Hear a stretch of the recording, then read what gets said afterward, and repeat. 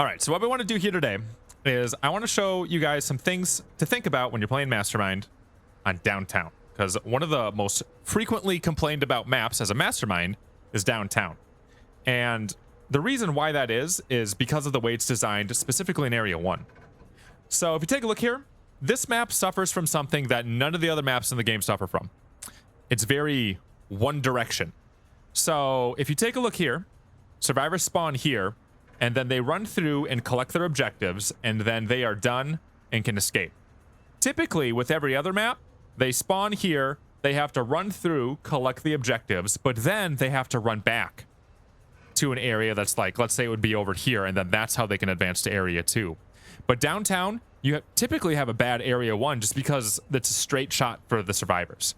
And that's a huge disadvantage to the Mastermind, so you got to know what you can do to get the most out of your Area 1. So we're going to go ahead and try to do this from the perspective of not having anything on the presets, because presets are super unique to each build.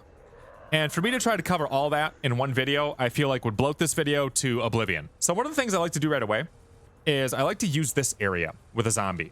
Now, I don't like to stay on this camera here, this #1 camera, too much, because it's very normal for Jans to come over here and try to shoot it out right away or use their skill right away. So typically what I'll do is I'll have a creature right here. Sometimes I'll have a trap, but I'll have a creature right here, and then I control it. There's no escape for you now. And a lot of times what you can do is you can get a really good idea as to what the survivors are running in terms of builds, what they're running in terms of equipment, and you can mess with them a little bit, especially if they're split up, because sometimes survivor teams don't run as a big group, and there'll be one person that runs out first.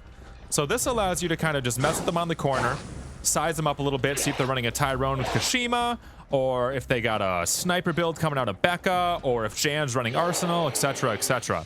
So this corner here is really nice because they have to commit to running all the way around this corner. So you can typically get a couple of swipes in. If somebody goes off on their own first, you can get a bite in, take off 15 seconds. And it's a really nice way to take advantage of an area that typically is hard to work with because you only have that one camera and they can shoot it out, and it's a really wide area for them. And now typically when a survivor team gets through this, they'll run up over here. Sometimes they'll skip picking up this key right here. And we'll talk about this key more in a little bit.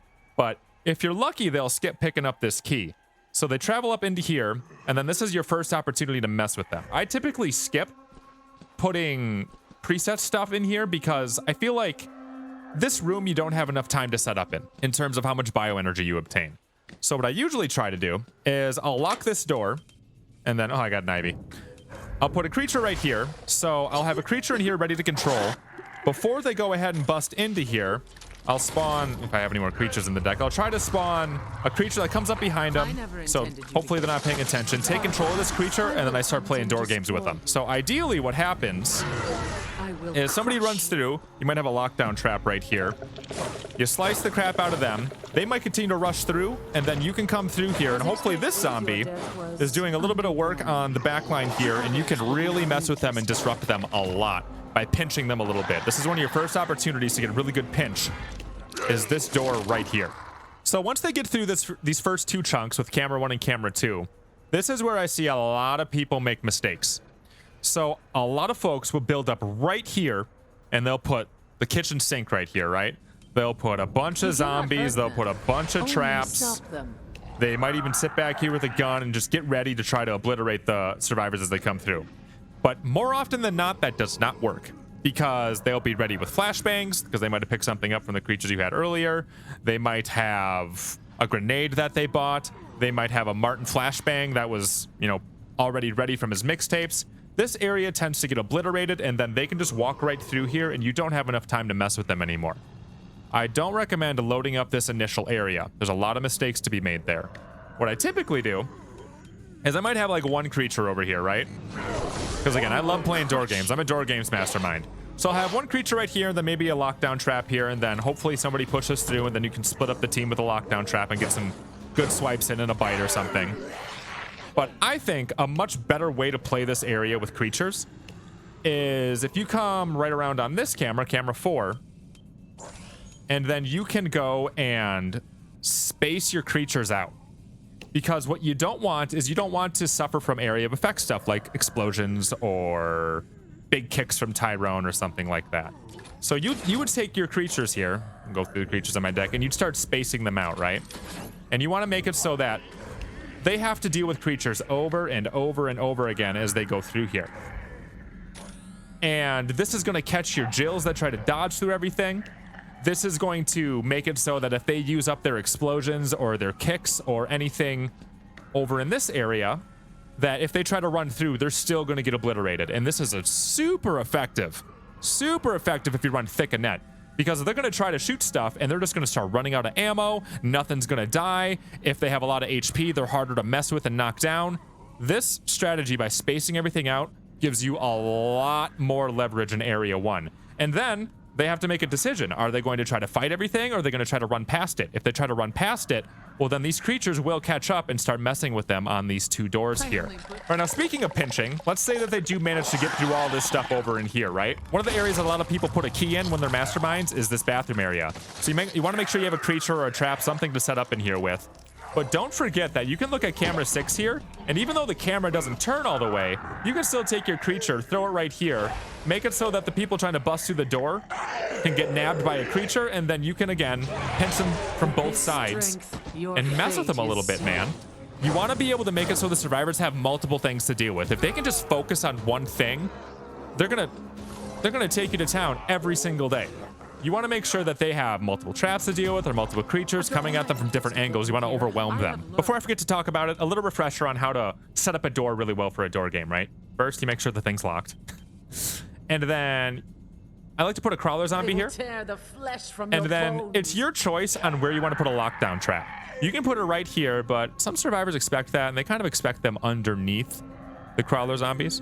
So what you can do is you can put it in an area that's maybe over here or maybe over here, an area where you expect them to run, but isn't in plain sight right away.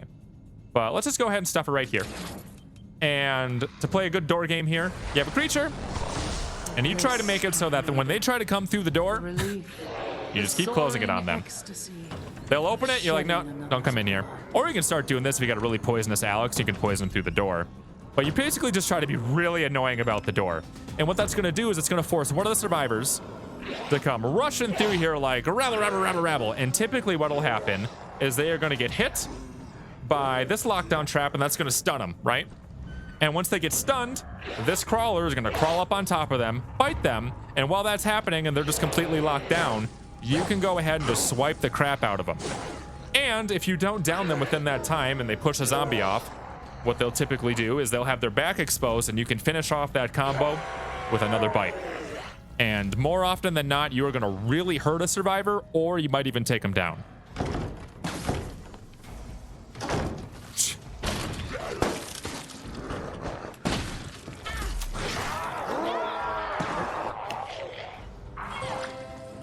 So now that we've talked about a bunch of the stuff here, we talked about this key right here, we're going to talk about this key over here. Let's talk about another really common key, which is in this room with camera 7, the little office desk meeting area. So what I typically like to do with this room is, have your door locked, but bam. And then you see how this is kind of a long, narrow area where they'd have to walk through in order to get the trophy? Well, it's a very similar concept as what they have to deal with over here, where they have long, narrow hallways that they have to walk through. So you may as well set it up over the length of the area rather than bunching everything up on the door, because you don't want to get hit by area of effect things. So if you have some traps in your deck, this is a really good opportunity to push some of those traps throughout there. It's also a good opportunity to push your zombies around like this, so that they have to go ahead and fight through the whole line. All right? And again, pro tip, if you're having trouble placing something and you don't know how to do it and you just can't seem to find the right area, if you press down or up on your D-pad, it'll cycle through these automatically, and then you can go ahead and rotate them this way. But yeah, take advantage of the length of the area. You definitely want to do that. You have a lockdown trap set up here, have another trap over here, and then just make it so there's a lot of creatures to deal with, and then always have one that's kind of your lead dude, preferably one that has an energy leech on it or something, the one that you're controlling. And then you just sit there and play door games with them. Now let's finally talk about this one.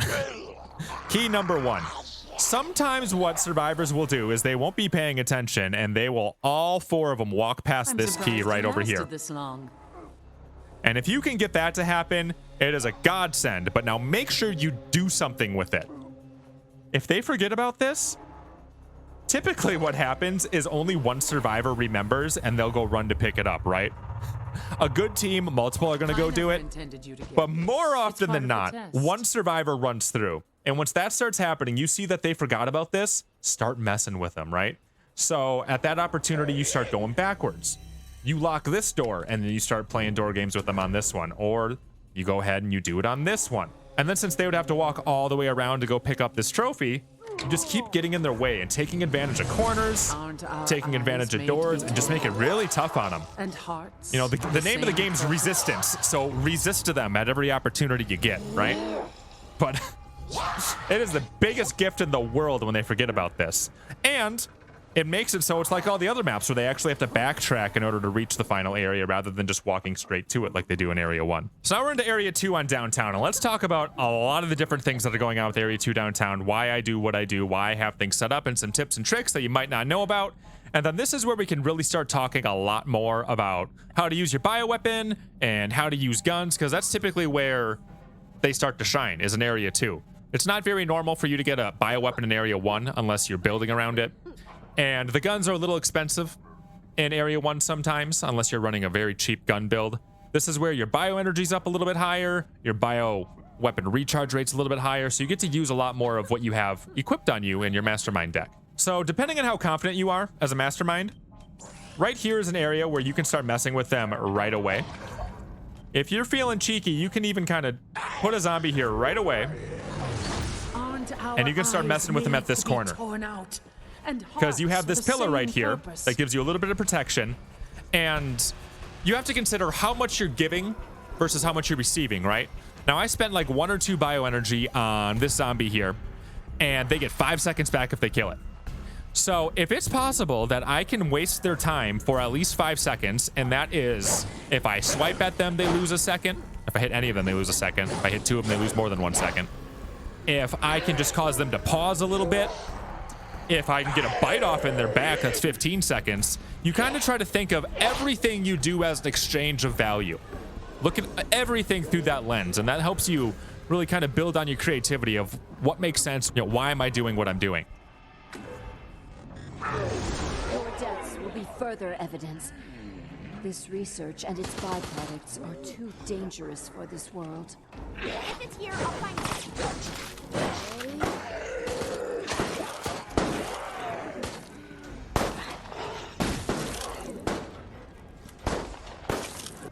So right here, this guy's only worth 5 seconds and 1 bioenergy point.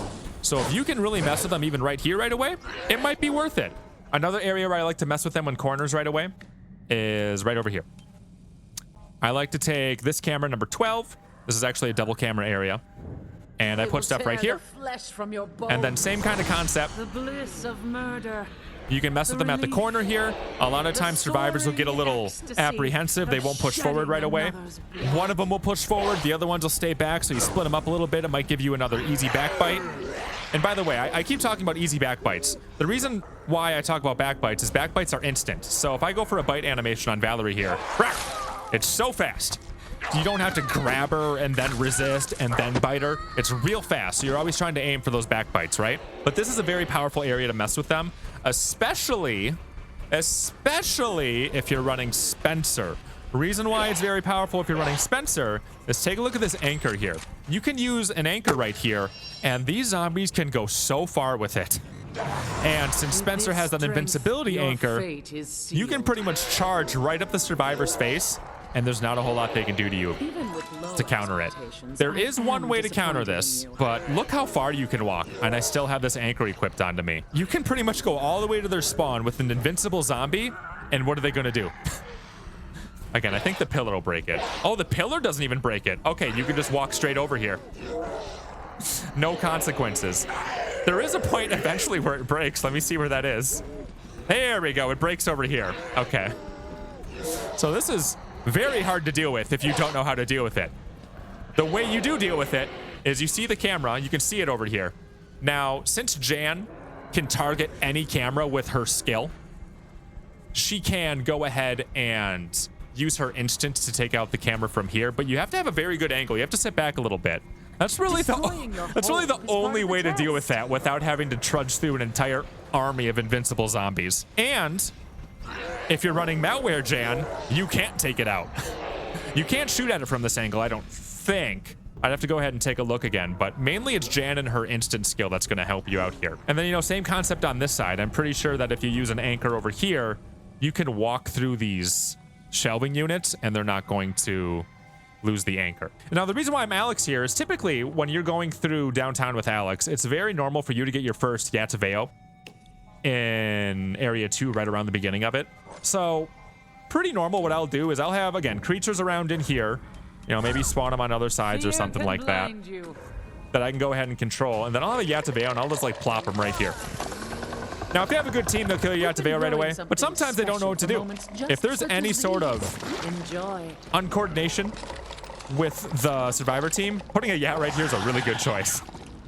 Now, I wouldn't always recommend putting Yat in a position where he's really vulnerable like this. If you want to be a little bit more safe, you could try to stuff him on this side and then make it so they have to bust through the door. And then when they bust through the door, you can get an easy devour like this.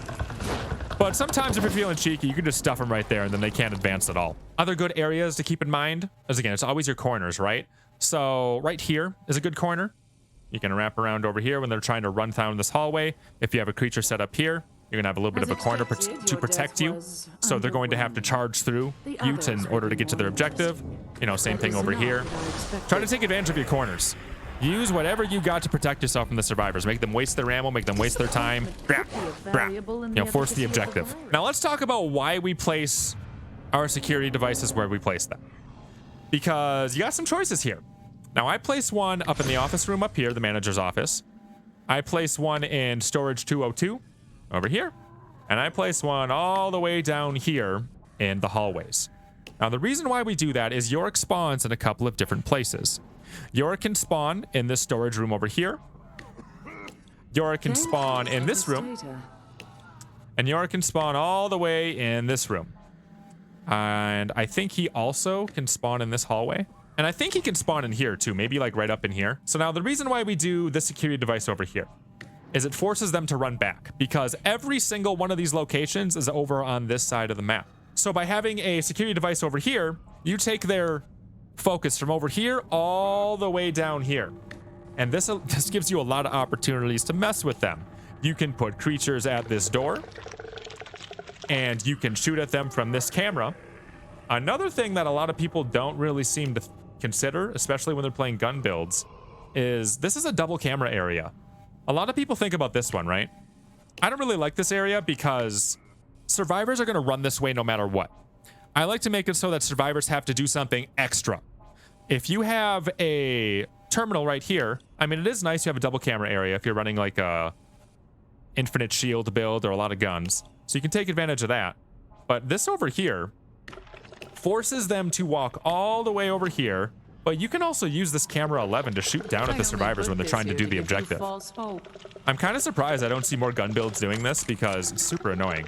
But you can zoom in and you can just pop, and that's going to interrupt them.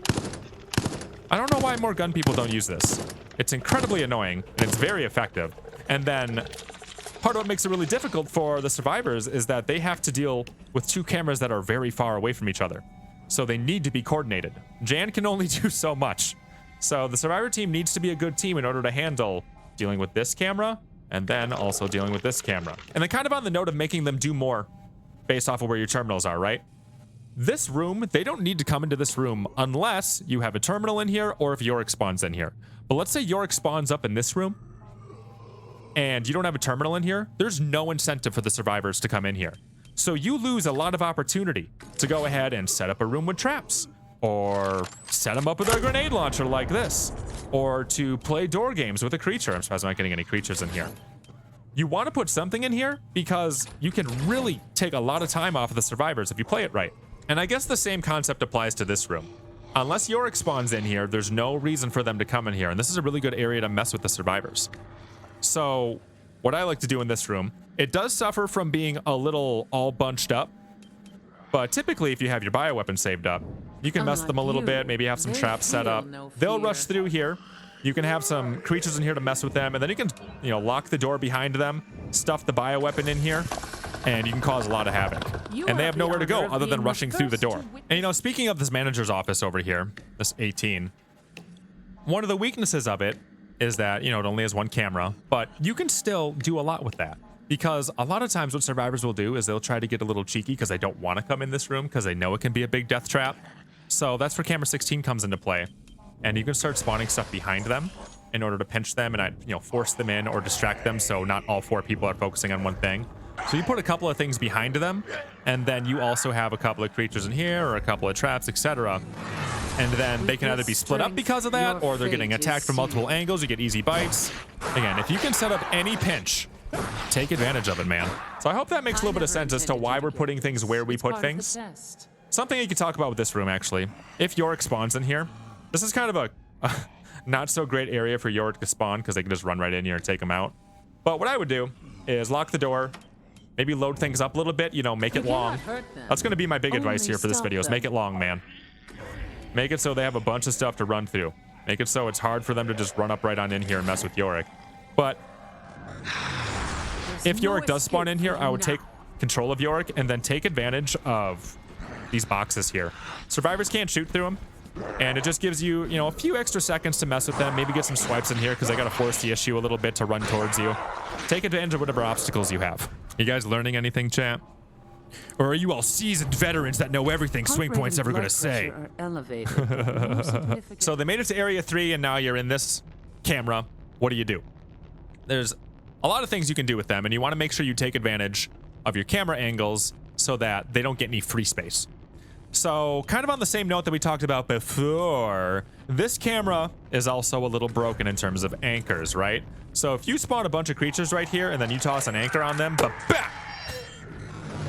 for some gosh darn reason, they can run all the way up here with this anchor and ain't nothing gonna break it. Can't believe this is possible.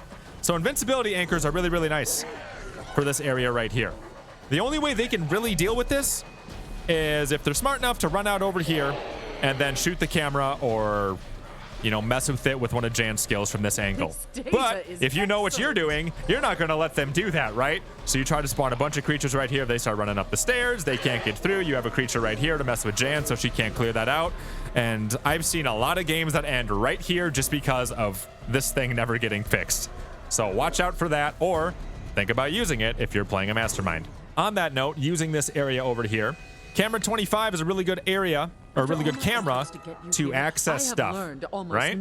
So what I like to do is I like to set up a bunch of highly explosive landmines in my preset. I know I said I wasn't going to talk about presets, but I do like to put a bunch of them right here because you never really know where this first thing is going to spawn, right? You never know where the first biocore is going to be, but you do know that they are definitely going to have to run down this catwalk. Now, it's a little risky to put a bunch of traps right there because they could shoot them out, or if they're smart, they're going to throw a grenade, and that grenade's going to give 10 seconds back per trap. So what I like to do to try and make it so they're not so convinced that there's a trap here or that they're not paying attention is you can spawn a creature, I don't know, somewhere over here, and then you can control it. And if you're controlling a creature right here and you're really harassing them as they try to come through this door, it's very common for them to try to just run right through you because they don't want to deal with the creatures here. They're just trying to get the objective done. And since they're rushing, a lot of times they'll go boom and they'll explode right there all over the highly explosive mines. On that note, keep in mind, these are stairs. There's a lot of different stairs locations on this map. And you love stairs if you're a Mastermind. The reason why is if the survivors are on the stairs and you go for a bite, they tip over immediately, even if you hit them from the front. And you get a really fast bite off and they lose 15 seconds. You always want to take advantage of stairs if you have them as a Mastermind, okay? I think this camera might work too. Yeah, this camera works. Yeah, never mind camera 25. I usually use camera 26. This camera works really well. You can see everything. So either one. Let's say you have Jan who's spicy and she tries to take out your 26 right away, just move to 25. So the main things that you're going to have to deal with in Area 3 as a Mastermind is these lifts. There's a lot of lifts and a lot of bridges, right? So when you start in Area 3 on downtown, this one's already lifted up. So you can go right ahead and just take this guy and move it up right away, right? Now, these two lift areas, you know, right here, and right here, these are a huge asset to you as a Mastermind. Reason being is that if these are down, the survivors can walk and traverse the entire map. But if they're up, they get stuck over in this side of the map. They get stuck over on this side of the map. If it's up, they get blocked from going over to the side of the map if they try to escape. You want to have these up as much as you can because they cannot go to a different part of the map unless they're down. And then speaking of how you can get more out of your switches here, what you can do, sometimes what I like to do with Yataveo here, is I'll just put a big old fat Yat right on here. And then what are they going to do? They got to deal with fat Yat. They can shoot it, but if they start bringing it down and they want to get through, you go back into your Yataveo, and there's nothing they can do other than either shoot at you or get eaten. And the gunk that comes out of Yataveo even spreads to the ground over here. So if you stuff this right here, they're not getting through without you tentacling them. Another thing you can do with these lifts is, I'm sure a lot of you guys know this at this point, I've talked about it in many videos, is if you have a creature. Also, by the way, you can't spawn creatures or traps or Yataveo in the lift unless the lift is not moving. So you want to make sure the lift isn't moving. Oh my god, can I control my creature? Ugh. You want to make sure the lift's not moving if you want to spawn things. But if you have a creature, you can go ahead and be like, bah! And ignore EIS cooldowns just by using your creature.